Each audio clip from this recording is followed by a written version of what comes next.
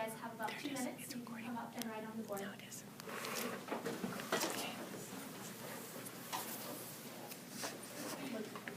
Yep, using a marker.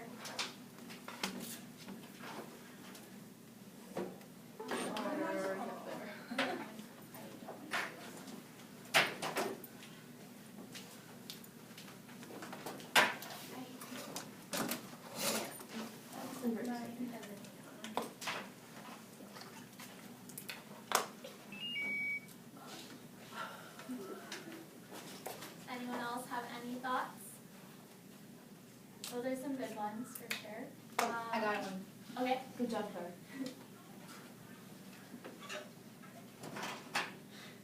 Amateurs.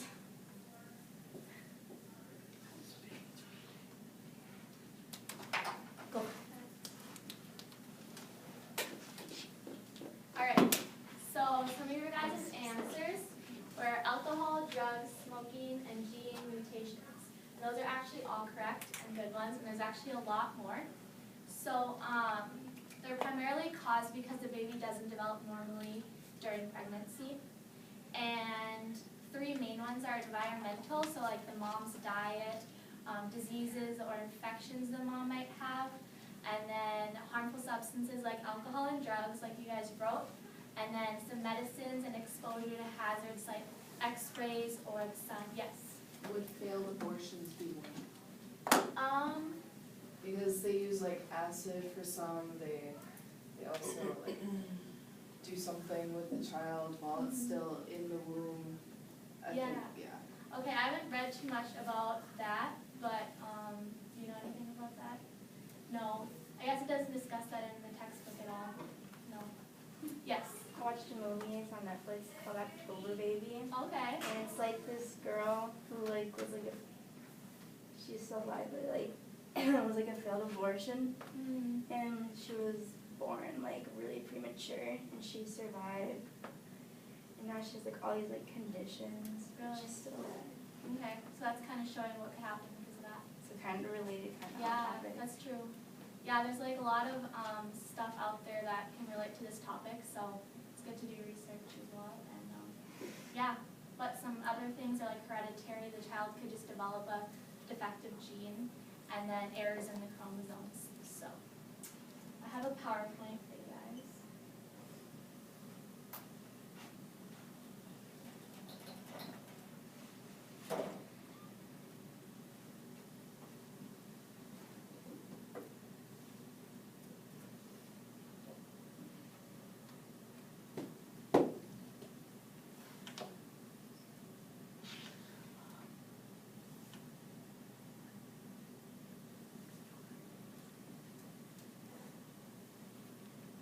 And how many of you guys have taken that class where you work with, what's the class called?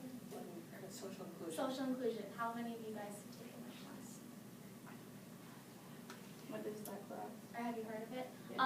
Well, Mrs. Holly was telling me that you work with students who have like disabilities, and yeah, so if you ever get the chance, that would be a great class to try, and it relates to this well. So just keep that in mind. The kids who come in here who are recycling, and John who brings in our towels, those are the kids. And they always have someone with them, and those are the kids from social inclusion. We don't have our date. Okay. We don't, because, yeah. Okay. All right, so we already discussed what are some causes of birth defects. Now we're going to go on to discussing problems in prenatal development. So sometimes a pregnancy begins, but a baby doesn't develop normally. So if the baby dies before the 20th week, it's called a miscarriage. And then if the baby dies after that time, it's called a stillbirth. So remember the difference between those two. The miscarriage is before 20 weeks, and stillbirth is after. 15 to 20% of recognized pregnancies end in miscarriages, and 2% ends in stillbirth. So due to the bonds that are formed way before the child is born, parents may go through grieving, and this can be especially hard because you're getting really excited for the baby to come, and you're preparing for the baby, and then something like this happens, and it can be really hard on the mom and the family, so.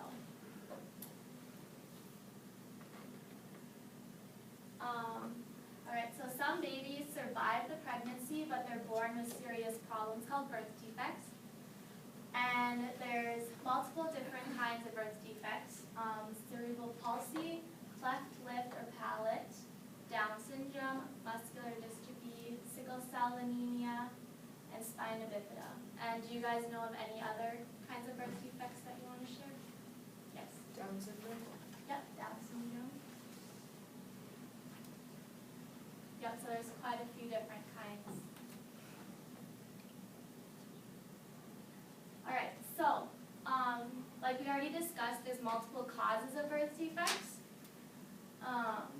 Some are environmental, because it's during the first few weeks that a baby develops, and the mother's diet is a big one, so what she eats and what kind of like vitamins and nutrients she receives while she's pregnant is really important.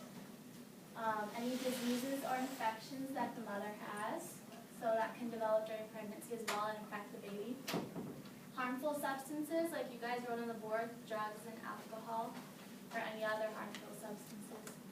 And then some medicines that may be harmful.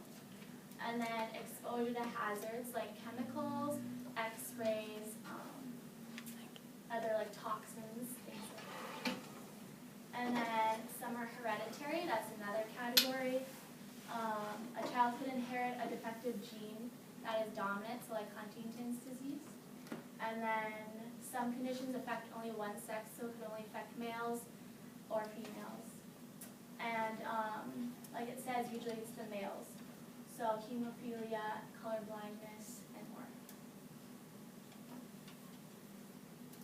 And then here's some more causes, like errors in chromosomes. What birth defect is caused by the error in chromosomes? Down syndrome? Yep, you already said it, Down syndrome. So, such as when a baby has too many or too few chromosomes.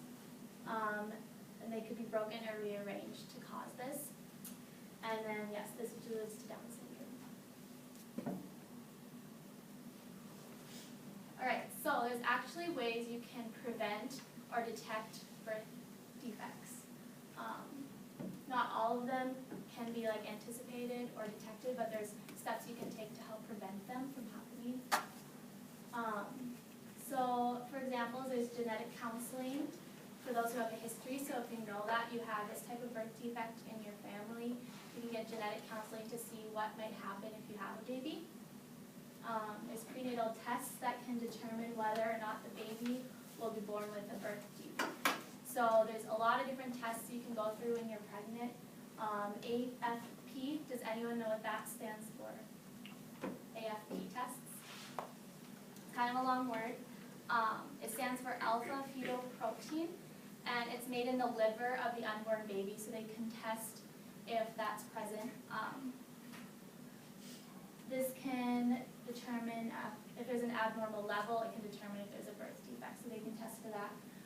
There's also ultrasound, so I'm sure all of you know what that is. It can help determine problems with like the skeletal system, circulatory system, and the nervous system. And then amniocentesis is when fluids are withdrawn from the amniotic fluid, and it's taken to a lab to be tested. So those are just some different kinds of tests that you can do to help determine if there is a birth defect present. Alright, so with a partner next to you, behind you, in front of you, I want you to discuss these 3 questions. What is your opinion on knowing if a child has a birth defect before it's born? So like getting these tests done to see if there's birth defects present. So what's your opinion on that? What would you do? And then what do you think about parents who want this information only to determine whether to abort the baby or not? So what do you think about parents who decide to get these tests to see whether they should abort the baby or not? So go ahead, you have about 5 minutes, and then I'll call on a few groups to discuss what they talked about.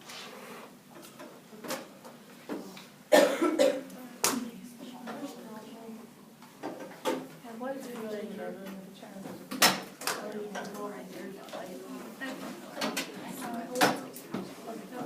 That's true.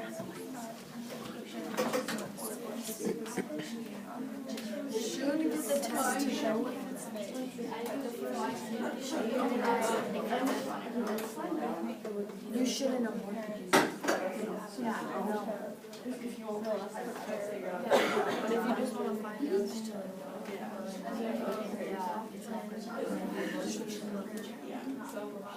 but if you just wanted to know that they would make sure like I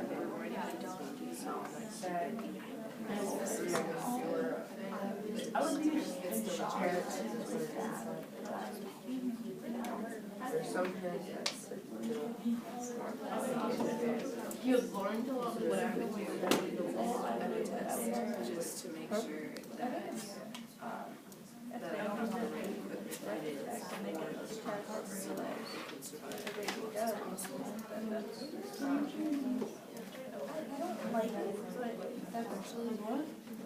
I don't agree. Yeah, I would work.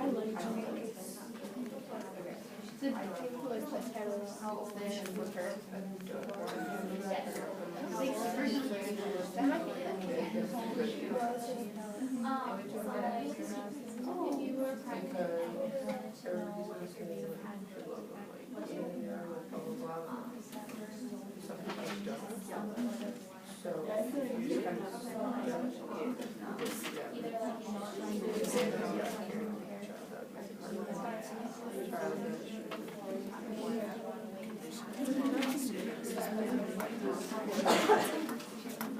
Whenever I'm over there, It's basically you just don't have the correct.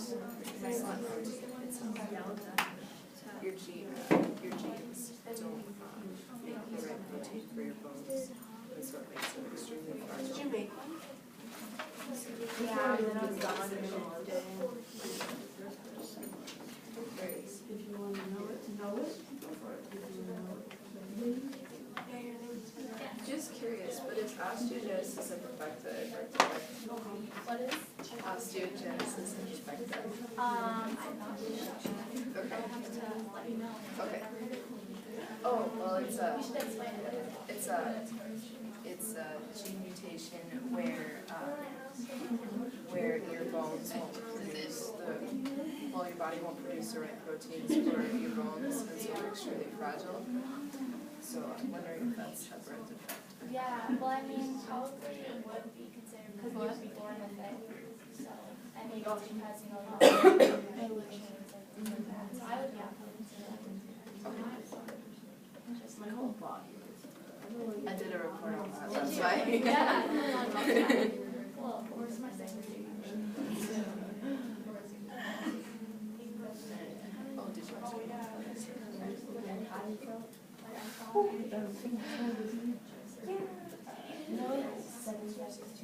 Alright, has everyone kind of finished up discussing about these 3 questions? Yes.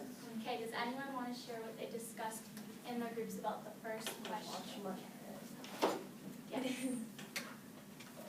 Okay, if you want to know, just to know, like to prepare yourself, then it's okay. But if you want to know to determine whether or not to have the baby, not so. Well, that's like the third question, so not so. Yes. I mean, well, it's your opinion whether or not to abort the baby is right or not. Yep. And, what we decided was, well, my personal opinion is if you're going to find out, then I would find out for the reason that I would want the right medical equipment to keep the baby alive for as long as possible, even if it is just for a short time. So it's good to be prepared. That's for sure. Alright, anyone else want to discuss the first question? I guess the second question kind of goes with that, but what about the third question? Does anyone want to discuss it for sure?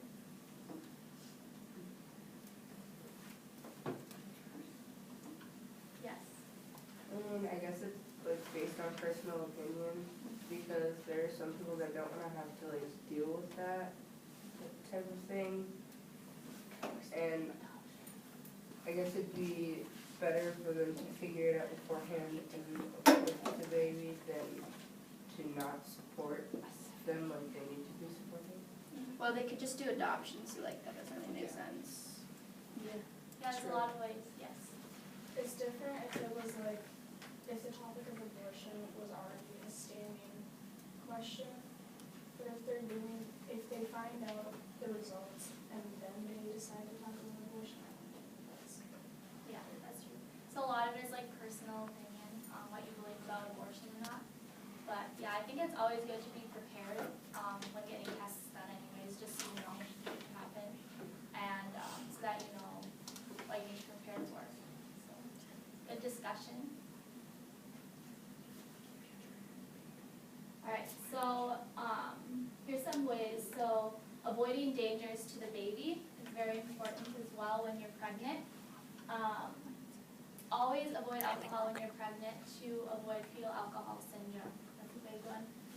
1 in 5 babies born with this do not live to see his or her first birthday, so it's very serious.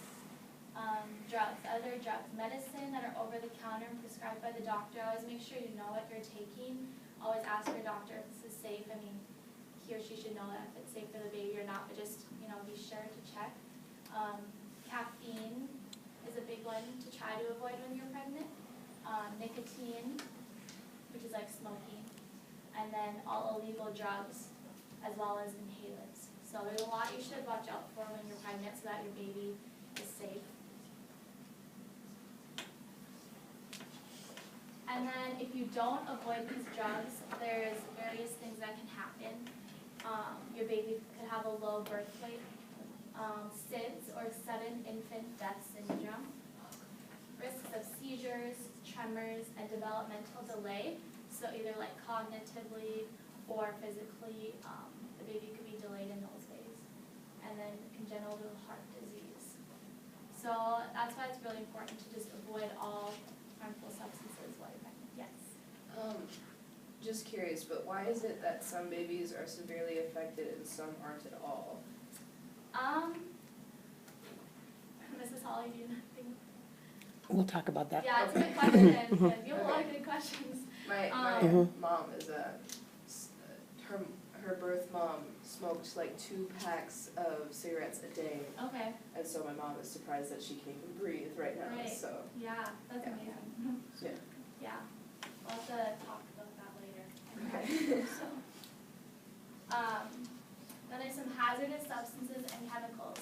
So, things that might not be in your control that you should watch out for are like paint, low odor and or latex, pesticides, lead, carbon monoxide, and mercury, which is found in fish. So I know pregnant women are often advised to not eat certain kinds of fish because they could be contaminated with mercury in the water. That's also something to watch out for. And then infections. So occasionally when you're pregnant, you might get an infection, and you should seek immediate doctor's attention because the infection that you get can also affect your baby. So infections include rubella, toxoplasmosis, and chickenpox. And then other diseases that may cause birth defects are STDs and AIDS. So also be on the lookout for that. Alright, so to end my lesson, I'm going to have you guys take out a blank sheet of notebook paper, and we're going to do an exit slip that you can hand into the front when you're done. Okay, never mind.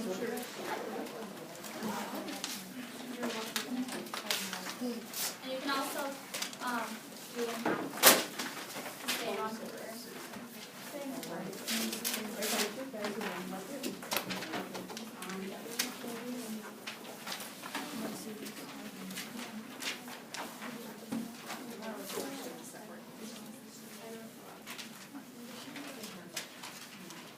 Alright, so you're going to write down 3 facts that you learned about birth defects, and then write down 3 more things you would like to learn, so you can write down your questions. Do you have a pen by chance? I'm just Or anything else that you would like to learn about birth defects that can be discussed later.